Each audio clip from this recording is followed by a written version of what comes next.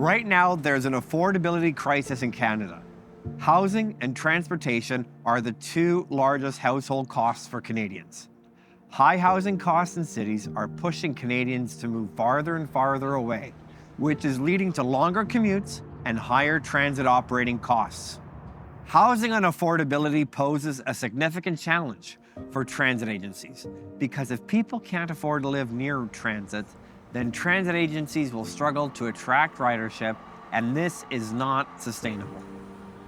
Much of this housing shortage is in Canada's largest cities, and a big gap that we have right now is that housing and transit are often planned separately. This means we get new housing developments with little to no transit service, as well as new transit projects without the necessary residential density to support ridership. This increased costs for everyone and is a missed opportunity to build more affordable housing near high-quality public transit. But we have an opportunity to close that gap. The Canadian Urban Transit Association believes that public transit can play a key role in boosting housing supply and creating more sustainable cities. In our new study titled Housing is on the Line, we work with leading mobility to develop recommendations for each level of government on how we can build more homes near transit in a way that increases housing supply, improves affordability, and creates more sustainable cities. We engaged with 200 participants from diverse sectors, including municipal planning, transit agencies, development firms, and academia, to provide feedback on policy recommendations throughout the project. And we convened an expert advisory board to provide guidance and insights. In the end, we developed 17 recommendations across 5 policy themes, and we're going to walk you through them. Our first theme is activating land. We need to activate the land near transit stations. There is a wealth of underutilized land surrounding transit stations that can be harnessed to deliver more transit-oriented housing. By unlocking the potential of underutilized land, we can add to the housing supply while maximizing our existing transit infrastructure and grow ridership. This includes making it easier for municipalities to acquire land around transit stations, addressing speculation near transit stations, and prioritizing intensification in existing transit-accessible areas. Our second theme is to evolve the mandate of transit authorities so that transit agencies actively encourage housing development on transit property. This includes converting park and ride lots to housing and building directly on top of transit stations so that people have convenient access to bus or rapid transit. PCI is constructing a 39-story mixed-use tower, including 226 rental homes, of which 44 will be at below-market rents, 100,000 square feet of job space, as well as a much-needed neighborhood grocery store and retail space. At the base of the tower, we are also constructing the station box for the new South Granville station, which importantly is the first time a primary station entrance has been fully integrated into a ground-up development in Vancouver. And so we hope this can set a precedent for future transit-oriented developments coming forward in the city. The Broadway Plan is the first time the city has included station integration and built form policy for station integrated development. Through our work, our intention was to ensure that the transit investment was met with commensurate land use decisions, providing housing, job space, and community amenities where they are most easily accessed. In Toronto, Infrastructure Ontario and Metrolinx are leading the way in building transit-oriented communities around transit stations of the new Ontario line. For instance, here at Queen and Spadina, there will be more housing, more retail space for businesses, and convenient access to transit, including the TTC streetcar and the Ontario Line subway. Transit-oriented communities are part of the government's plan to build new sustainable transit by placing more housing and jobs near or at transit stations along the routes of the province's 4 priority subway projects, including the Ontario Line. Theme 3 is ensuring inclusivity. When we build more homes near transit, we also create an opportunity to make life more affordable and more accessible for all Canadians. Canadians who depend on transit the most need homes close to transit. This includes youth, seniors, lower-income households, new immigrants, and frontline essential workers who work in food, hospitality, and of course, transportation. Public transit offers a reliable and affordable transportation option that can significantly benefit these groups. We need to incentivize more affordable housing near transit, including purpose-built rentals and non-market housing, so that more people can access transit. For example, here in Calgary, Calgary Housing built this affordable housing development on municipally owned land about 600 meters from the Bridgeland Memorial Light Rail Transit Station. 1/4 of the units have subsidized rent, 1/4 of the rents tied to income, and 1/2 are low end of market.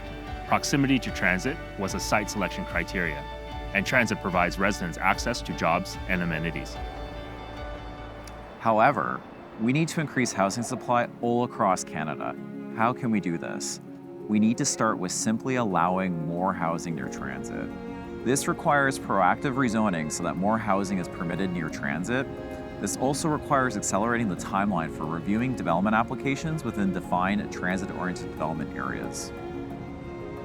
Finally, our fifth theme is that we need to maximize our investments so that for the same amount of public money, we can achieve more policy outcomes. Funding for transit projects should prioritize those that stimulate housing developments, integrate with active transportation networks, and create complete communities. This report also looks at novel concepts such as location-efficient mortgage offers for home purchases near transit. And this report also explores how to build the best ridership potential as housing developments are completed. For example, when new rail lines like Calgary's Green Line are completed, we need a strategy to maximize long-term ridership potential.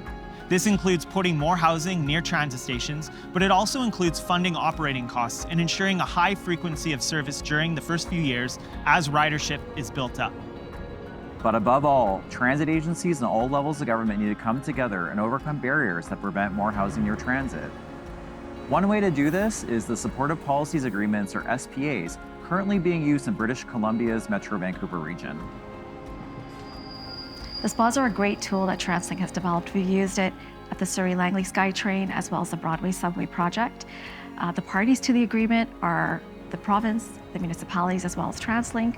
It really helps to coordinate planning in the station areas, achieving greater densities, mixed use, including more housing for our communities. We need to build more homes near transit, and we need to make effective use of resources to achieve our goals.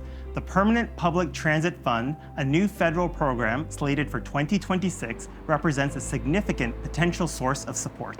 It offers stability and predictability to transit funding, enabling long-term planning and cost-effective investments in transit infrastructure. The government has signaled that integrating housing supply considerations will be an important co-benefit of this program.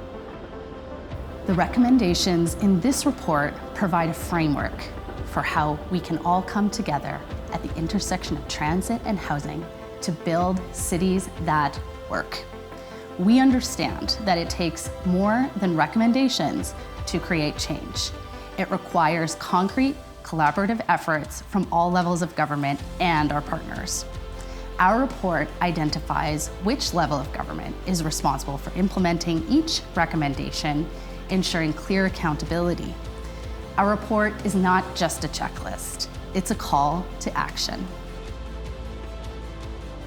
Transit needs density to succeed. And I know high-density neighborhoods thrived with great transit.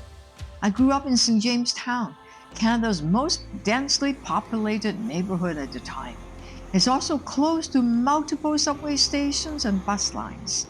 Transit and easy access to jobs are why the area is the first home for thousands of new Canadians. Transit and density together create strong communities. Thank you to CUTA and your members for your advocacy. Let's work together so we can bring federal and provincial governments to the table to build more housing and quality public transit. We have a housing crisis, but in every crisis, there is opportunity. And right now, we have an opportunity to build cities where everyone can find a home, where people can easily get to where they need to go, and where quality of life is second to none. With a growing population and ongoing housing supply affordability issues, inaction is not an option. Canada's economic well-being hinges on delivering affordability and a high quality of life for all Canadians. Now is the time to come together to make this vision a reality.